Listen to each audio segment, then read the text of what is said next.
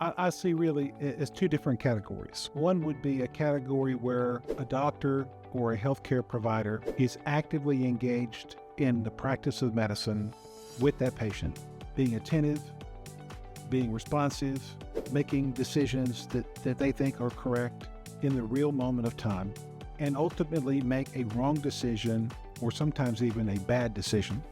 There's a level of malpractice that has to do with that issue.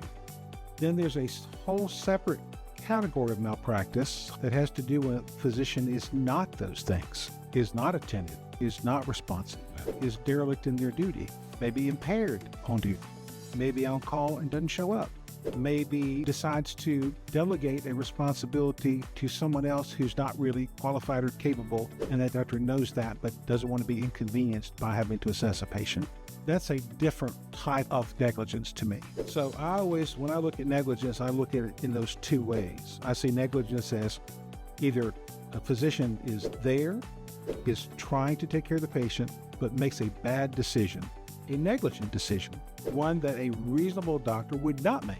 And that's one level of negligence. To me, those cases are a little harder because most juries understand doctors are human and don't expect perfection from the physician. And what the defendant always does in those cases, the lawyer for the defense, is they say, the doctor was there, he had his hands on the patient, he was trying to do what was right. Medicine is an art. Sometimes some people go left, sometimes some people go right. Doesn't necessarily mean he was negligent. He was trying to take care of her. Turned out going left was really not a good thing to do in this case. But at the moment, with the information that he had, he made the best decision he could, and he was making the best decision he thought he was making, he made for the patient.